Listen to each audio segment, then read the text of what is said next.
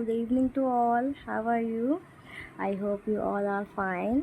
And today I'm presenting here to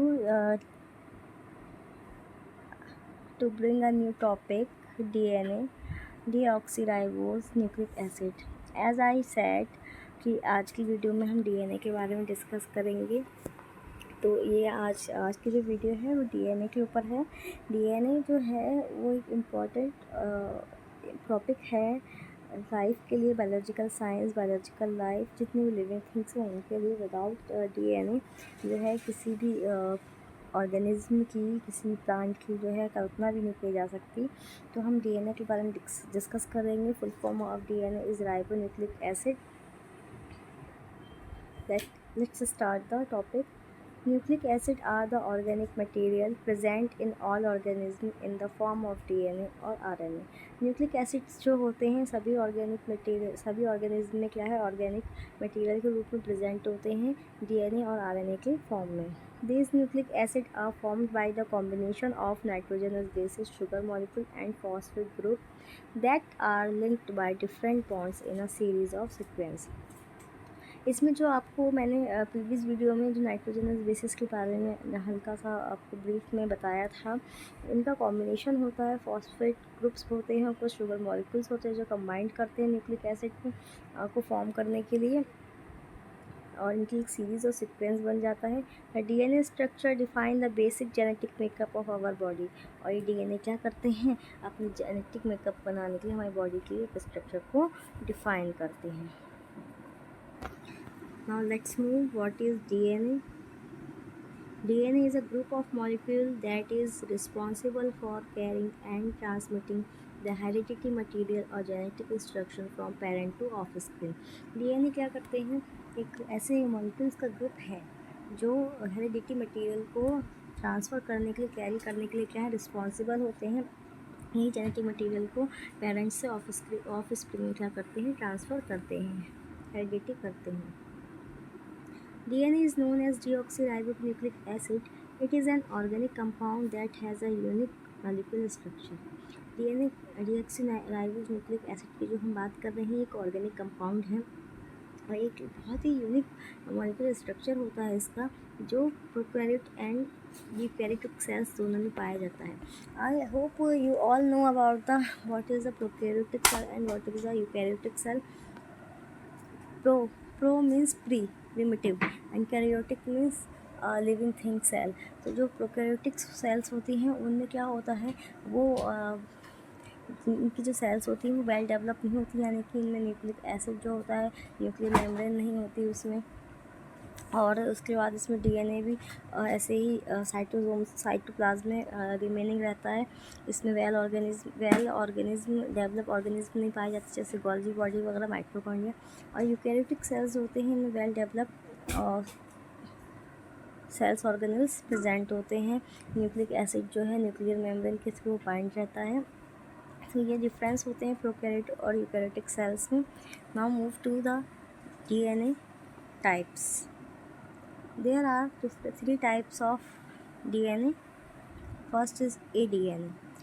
It is a right-handed double helix similar to the bDNA form. Dehydrated DNA takes a form that protects the DNA during extreme conditions such as desiccation. Protein binding also removes the solvent from DNA and DNA takes on a form. aDNA जो होता है वो bDNA के similar double helix होता है। और ये DNA क्या करता है, डीएनए जब कुछ डेजिकेशन जैसी प्रोटीन बाइंडिंग जो कंडीशंस होती हैं उनमें क्या करता है, ये डिहाइड्रेट कर देता है डीएनए को और उससे प्रोटेक्ट करता है। और इनकी जो बाइंडिंग होती है, प्रोटीन बाइंडिंग होती है, उनको रिमूव करता है डीएनए से और डीएनए का एक aDNA फॉर्म में कन्वर्ट कर देता है। Let's move to bDNA. This is a most common bDNA conformation and is a right-handed helix. bDNA सबसे मोस्ट कॉमन डीएनए है जो फाउंड होता है सभी सेल्स में, ऑर्गेनिज्म में ये राइट हैंडेड हेलिक्स है। The majority of DNA has a B type conformation under normal physiological condition. ये जो नॉर्मल फिजियोलॉजिकल कंडीशन है उसमें बी टाइप के डीएनए हैं, हम उनको फाइंड आउट कर सकते हैं। Now last one is ZDNA. ZDNA is a left-handed DNA. एक DNA ZDNA ही ऐसा होता है जो लेफ्ट हैंडेड DNA होता है। अभी हमने इससे पहले BDNA और ADNA पढ़ा, डिस्कस किया, वो राइट हैंडेड हेलिक्स थे उनके, बट ZDNA में लेफ्ट हैंडेड DNA होता है। Double helix winds to the left और जिग जैग पैटर्न, और ये कैसा बनाता है डबल हेलिक्स की तरह, ये जिग जैग पैटर्न बनाता है इस तरीके से। It is found ahead of start site of a gene and hence is believed to play some role in gene regulation। और ये क्या करते हैं, जीन रेगुलेशन करने में, उनका क्या, जीन का रेगुलेशन करने में मोस्ट इम्पॉर्टेंट रोल प्ले करते हैं। डीएनए जेनेटिक मटेरियल की तरह ही वर्क करता है। इनफैक्ट ये जेनेटिक इन्फॉर्मेशन को एक जनरेशन से अनदर जनरेशन में कैरी करने का भी वर्क करता है। DNA works like a genetic material. It works to carry information one generation to another। DNA जो है क्या करता है, जेनेटिक मटेरियल की तरह ही वर्क करता है। अभी हमने इससे प्रीवियस जो 2 वीडियोस देखी थी, DNA as a genetic material and RNA as a genetic material, उसमें हमने ये डिस्कस किया था कि सभी हायर ऑर्गेनिज्म में DNA जो है जेनेटिक मटेरियल की तरह वर्क करता है, और RNA जो है सभी प्लांट्स में जेनेटिक मटेरियल की तरह वर्क करता है, राइट। तो फिर इसी बेसिस पे हमें प्रूवन किया था कि डीएनए जो है वो जेनेटिक मटेरियल की तरह ही वर्क करता है। सभी लिविंग ऑर्गेनिज्म में, हायर ऑर्गेनिज्म में डीएनए ही जेनेटिक मटेरियल होता है, जो one generation to another generation क्या करता है, इंफॉर्मेशन को कैरी करता है।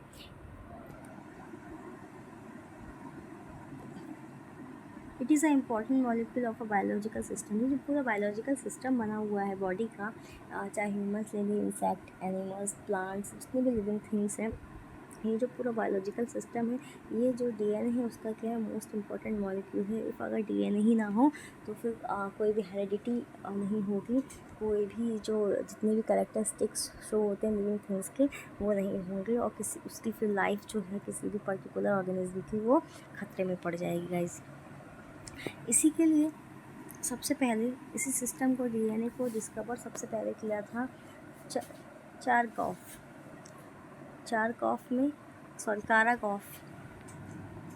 कैराकॉफ ने सबसे पहले डीएनए स्ट्रक्चर को डिस्कवर किया था। According to whom purine number is equal to pyrimidine. इन साइंटिस्ट के अकॉर्डिंग क्या होता है, प्यूरिन नंबर जो होता है वो पिरामिडिन नंबर के क्या होता है, इक्वल होता है। प्यूरिन और पिरामिडिन बेस पेयर्स हैं। न्यूक्लिक एसिड में कुछ बेस होते हैं, नाइट्रोजनस बेसेस होते हैं, ये प्यूरिन एंड पिरामिडिन वही हैं। इसको हम आगे इसी वीडियो में डिस्कस करेंगे। But he didn't report about DNA helix. But क्या इन्होंने ये तो बताया था, कैराकॉफ ने ये तो बताया था कि डीएनए को डिस्कवर तो किया, पर और ये भी बताया कि पिरामिडिन जो होता है वो पिरामिडिन नंबर के इक्वल होता है प्यूरिन का। बट ये डीएनए के हेलिक्स स्ट्रक्चर को फाउंड करने में सक्सेस नहीं हो पाए। उसके बाद after that Wilkins study and report of DNA through x ray crystal. इसके बाद विल्किंस एक नाम के एक साइंटिस्ट थे, उन्होंने क्या किया, इसी डीएनए पर क्या किया, एक्सरे क्रिस्टल के थ्रू क्या किया, स्टडी करी इसी डीएनए पर। तो उन्होंने फाइंड आउट की कुछ चीज़ें जिसके बारे में हम डिस्कस करते हैं। Distance between DNA helix is a 20 angstrom. जैसे डीएनए ये होता है तो इसका जो हेलिक्स है, इसका जो हेलिक्स होता है उसकी पूरे की जो लेंथ होती है, डिस्टेंस बिटवीन डीएनए हेलिक्स, ये 2 हेलिक्स होते हैं, इनके बीच की जो पूरी की पूरी क्या होती है, डिस्टेंस होती है वो 20 एंगस्ट्रॉम होती है। और जितने भी 10 नाइट्रोजनस बेस पेयर इस तरीके से लगे होते हैं ना, वो एक लूप में लगे होते हैं। जैसे ये एक लूप बना है तो इस एक लूप में 10 base pair, nitrogenous base pair ही प्रेजेंट होंगे। Length of one loop is 30 angstrom. One loop की जो पूरी ये इस तरीके से जो पूरी डिस्टेंस है वो कितनी होगी, 34 एंगस्ट्रॉम होगी। और 2 बेस पेयर की जो ये डिस्टेंस है वो 3.4 एंगस्ट्रॉम होगी। But he didn't sure about double helical structure of DNA. मगर ये भी क्या थे, विल्किंस भी जो साइंटिस्ट थे वो भी डबल हेलिकल स्ट्रक्चर के डीएनए के बारे में बिल्कुल भी श्योर नहीं थे। उन्होंने इसके बारे में बहुत ज़्यादा इन्फॉर्मेशन हमें और नहीं दी। But Pauling reported DNA a polyhelical structure. जब विल्किंस ने इस तरीके के स्ट्रक्चर के बारे में डीएनए की बात करी तो उसके बाद पॉलिंग जो थे साइंटिस्ट, उन्होंने भी डीएनए को रिपोर्ट किया और उन्होंने डीएनए को पॉलीहेलिकल स्ट्रक्चर बताया था। Recently, Watson and Crick compiled all above information and he was proposed double helical structure of DNA। देखिए, इन सभी साइंटिस्ट ने जो अपनी अपनी रिसर्चेस करी, उसके बाद जो इन्फॉर्मेशंस दी थी, उसके बाद रिसेंटली वाटसन एंड क्रिक ने क्या किया था, इन सभी इंफॉर्मेशन को इकट्ठा किया, कलेक्ट किया और इनकी इंफॉर्मेशन के ही बेसिस पर क्या किया, डीएनए का डबल हेलिकल स्ट्रक्चर उन्होंने प्रपोज किया था। तो double helical structure of DNA किसने प्रपोज किया था गाइस? ये सब ये किया था वाटसन एंड क्रिक ने। अकॉर्डिंग टू हिम, अब ये जो वाटसन एंड क्रिक ने डबल हेलिकल स्ट्रक्चर प्रेजेंट किया था, उसके अकॉर्डिंगली उन्होंने उसके कुछ पॉइंट्स बताए थे, उनकी कुछ प्रॉपर्टीज़ बताई थी। देखिए, first is DNA is a double helical structure. जैसा कि हम अभी बात करते आ रहे हैं लगातार कि डीएनए डबल हेलिकल स्ट्रक्चर है, तो DNA is a double helical structure. DNA का स्ट्रक्चर कैसा होता है? डबल हेलिकल होता है। Both helix of one axis surrounded by spirally coil. जो दो एक एक्सिस के बोथ हेलिक्स होते हैं, इस तरीके के जो हेलिक्स होते हैं वो क्या होते हैं, वो स्पाइरली कॉइल्ड होते हैं इस तरीके से।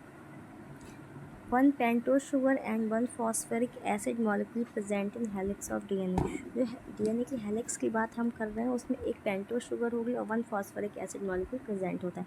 जितने भी हेलिक्स होंगे, ईच हेलिक्स में one pentose sugar and one phosphoric acid उसके साथ बाइंड हुआ।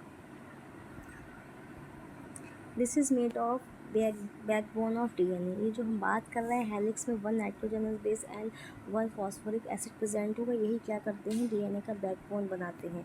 बैकबोन, डीएनए की रीढ़, backbone of DNA. Nitrogenous base present inner side. जो नाइट्रोजनस बेस होते हैं, इस तरीके से जो डीएनए का स्ट्रक्चर होता है उसमें जो नाइट्रोजनस बेसेस होते हैं वो इनर साइड में प्रेजेंट होते हैं। इस तरीके से ये बेस पेयर इस पर लगे रहते हैं, यानी कि ये जो नाइट्रोजनस बेस है वो इनर साइड में प्रेजेंट रहते हैं। अभी हमने बात करी थी इससे पहले प्यूरिन एंड पिरिमिडिन, ठीक है ना। जो आपके चारकॉफ जो आपके साइंटिस्ट थे, उन्होंने जो बताया था कि प्यूरिन का नंबर जो है पिरिमिडिन के इक्वल होगा, तो वही purine and pyrimidine nitrogenous bases हैं ये। फर्स्ट है purine. Purine double ring structure होता है। प्यूरिन कैसा होता है?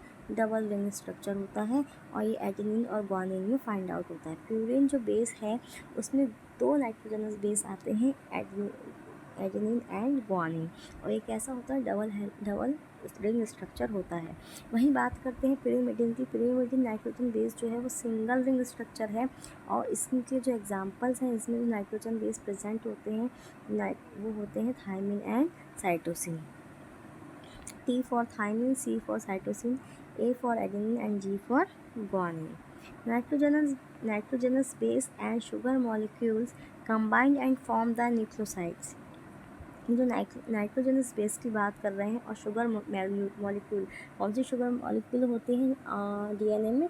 पेंटोज शुगर होती है। तो वो पेंटोज शुगर और नाइट्रोजनस बेस का जो मॉलिक्यूल है आपस में कंबाइन करके क्या करते हैं? न्यूक्लियोसाइड फॉर्म करते हैं।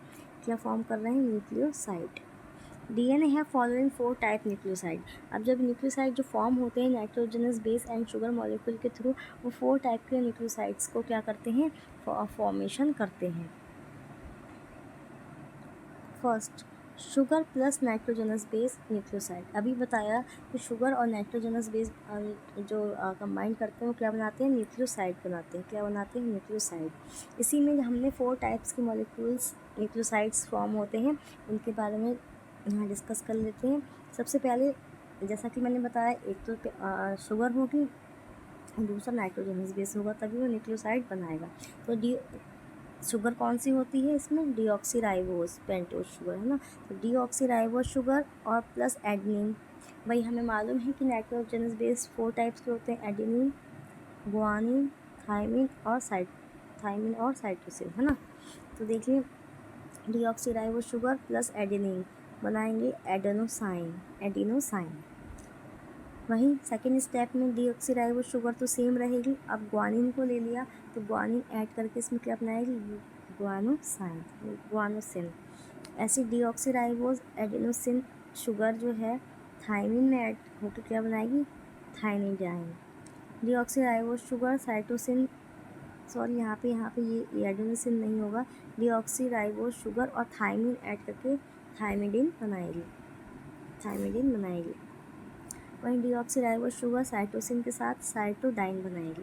तो ये क्या होते हैं, 4 टाइप के न्यूक्लियोसाइड क्या होते हैं, फॉर्म होते हैं। नेक्स्ट, अभी हमने न्यूक्लियोसाइड की बात करी। ऐसे ही क्या होता है, जब फॉस्फोरिक एसिड जो होते हैं वो न्यूक्लियोसाइड का फॉर्मेशन न्यूक्लियोसाइड के साथ ऐड करके न्यूक्लियोटाइड बनाते हैं।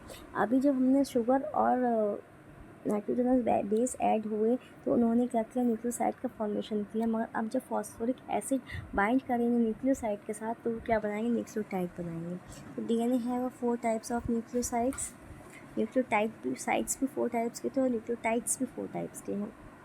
फर्स्ट एडेनोसिन, जब phosphoric acid H3PO4 phosphoric acid के साथ ऐड करेगा तो एडेनिलिक एसिड एंड डीऑक्सी एडेनिलेट बनाएगा। ग्वानोसिन H3PO4 यानी फॉस्फोरिक एसिड के साथ बाइंड करेगा तो ग्वानिलिक एसिड बनाएगा और उसको हम डीऑक्सी गाइनेलाइट भी कह सकते हैं। ऐसे थर्ड साइटिडाइन, जब फॉस्फोरिक एसिड के साथ ऐड करेगा तो सिटिलिडिक एसिड और डीऑक्सी सिटिलिडेट बनाएगा। थायमिडीन फॉस्फोरिक एसिड के साथ ऐड करेगा तो थायमिडिलिक एसिड और डीऑक्सी थायमिडिलेट बनाएगा। ठीक है, तो ये हमने 4 टाइप्स के न्यूक्लियोसाइड्स पढ़े, 4 ही टाइप के न्यूक्लियोटाइड्स पढ़े, किस तरीके से इनका फॉर्मेशन होता है। नेक्स्ट पॉइंट था वाटसन एंड क्रिक का, distance between 2 helix are, sorry guys यहाँ पे 20 एंगस्ट्रॉम होगा, यहाँ पे थोड़ी सी मिस्टेक हो गई है। यहाँ पे क्या, distance between 2 helix are 20 angstrom. In one loop 10 base pair are present, जैसा कि बताया कि एक लूप में कितने बेस पेयर प्रेजेंट होंगे, 10।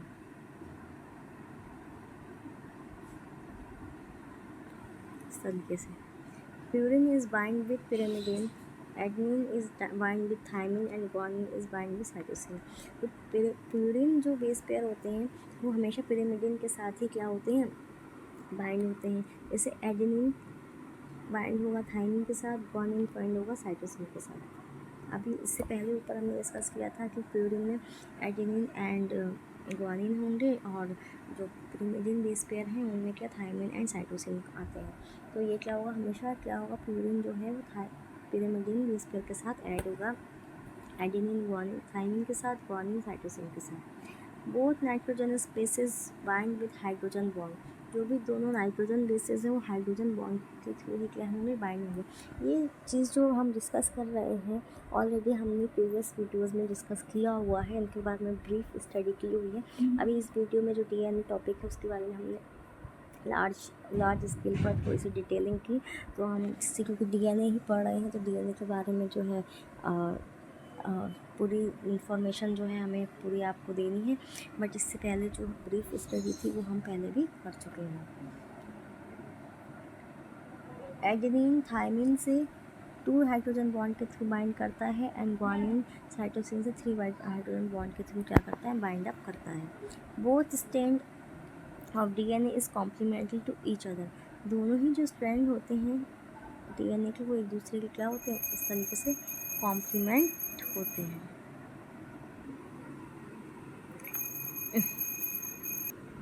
For this work, Watson and Crick awarded by a Nobel Prize and Shea Wilkins। इस जो इनका जो ये वर्क था, इनका जो अप्रिशिएटेड जो इनका वर्क था वाटसन एंड क्रिक का डबल हेलिकल स्ट्रक्चर के लिए डीएनए के, इससे उनको नोबेल प्राइज़ के लिए अवार्ड किया गया और इस नोबेल प्राइज़ को उन्होंने विल्किंस के साथ शेयर किया। देखिए अभी गाइज हमने क्या किया, डीएनए के बारे में जस्ट थोड़ी सी इंफॉर्मेशन ली डीएनए की, किन किन साइंटिस्ट ने डिस्कवरी करी, किन किन ने इनको रिपोर्टेड किया।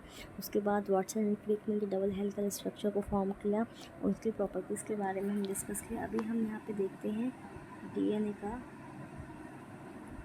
Double helical structure. देखिए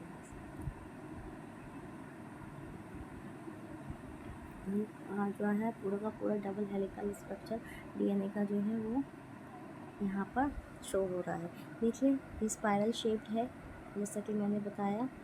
ये कॉम्प्लीमेंट्री डीएनए, दोनों ही हेलिक्स क्या कर रहे हैं, दूसरे को कॉम्प्लीमेंट्री कर रहे हैं।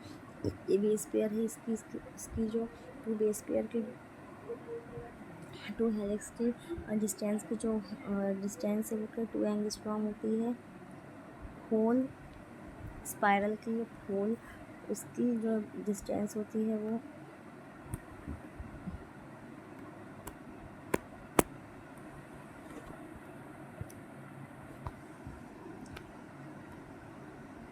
होती है वो 34 एंगस्ट्रॉम होती है। और ये जो टू बेस पेयर है इनके मिडल की जो डिस्टेंस है वो 3.4 एंगस्ट्रॉम होती है। ये सब हमने अभी डिस्कस किया हुआ है। देखिए ये क्या है, इसकी ये जो बना रही है वो क्या बना रही है, शुगर फॉस्फेट बैकबोन। जैसा कि मैंने आपको बताया शुगर और फॉस्फेट क्या करते हैं, ऐड करके डीएनए की बैकबोन बनाते हैं, तो इसको बैकबोन कहते हैं इस चीज़ को। ये इसके टू बेस पेयर हैं, जैसे कि आपने देखा, जैसे कि आपको दिखाई दे रहा है थायमिन है वो एडेनिन से वो अटैच होगा और गुआनिन साइटोसिन के साथ अटैच होगा। थायमिन एडेनिन के साथ डबल हाइड्रोजन बॉन्ड और साइटोसिन गुआनिन के साथ ट्रिपल हाइड्रोजन बॉन्ड के थ्रू क्या होगा, बाइंड अप होगा।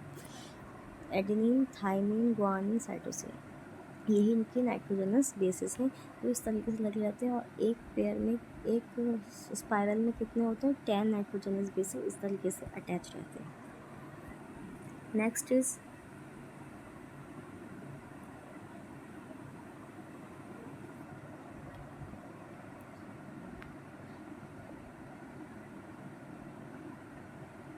ये जो है पिरामिडिन और प्यूरिन जो है नाइट्रोजन बेस है, उनका स्ट्रक्चर है।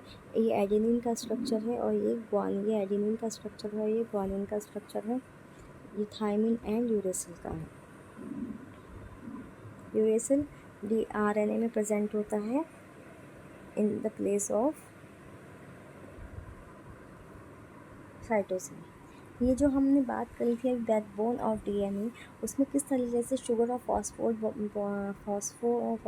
बॉन्ड जो होते हैं, फॉस्फोरिक एसिड जो होता है वो हाइड्रोजन बॉन्डेड बेस पेयर के साथ अटैच रहता है और बैकबोन बनाता है आपके डीएनए की। तो ये देखिए ये शुगर है, शुगर मॉलिक्यूल के साथ इस तरीके से ईच मॉलिक्यूल के साथ 2 फॉस्फोरिक एसिड प्रेजेंट होते हैं। और यही शुगर मॉलिक्यूल क्या होता है, एडेनिन और थायमिन के साथ क्या होता है, ऐड होता है, यानी बेस पेयर के साथ, और उसमें हाइड्रोजन बॉन्ड, और ये एडेनिन और थायमिन जो हाइड्रोजन बॉन्ड के थ्रू क्या है, अटैच है। देखिए एडेनिन थायमिन के साथ डबल बॉन्ड के साथ क्या है, अटैच है। अब ये गुआनिन साइटोसिन के साथ ट्रिपल हाइड्रोजन बॉन्ड के थ्रू क्या है, अटैच है। और यही क्या है, एक जो ये बेस पेयर होते हैं वो उसमें क्या होता है, एक तो क्या होता है शुगर होती है और एक ही फॉस्फोरिक एसिड के थ्रू क्या होता है, ये बाइंड होते हैं और क्या बनाते हैं, ये पूरी शुगर फॉस्फेट बैकबोन बनाते हैं। यही मिलकर क्या होता है, एक पूरा एक न्यूक्लियोटाइड बनाते हैं। one nitrogenous base attached with sugar and phosphoric acid form the nucleotide.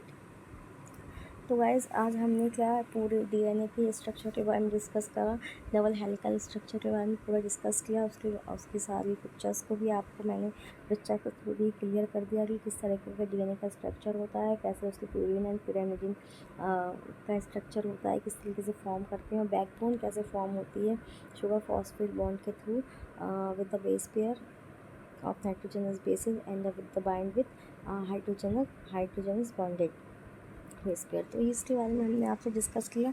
अभी नेक्स्ट वीडियो में क्या है, हम डीएनए के बारे में, उसके रेप्लिकेशन के बारे में बात करेंगे कि how to replicate DNA. DNA कैसे रेप्लिकेट करता है, उसकी अपनी अलग अलग थ्योरी, अपने अलग अलग स्टेप्स हैं उसके, उसको हम डिस्कस करेंगे अपनी नेक्स्ट वीडियो में। Thank you guys watching for this video. Thank you so much.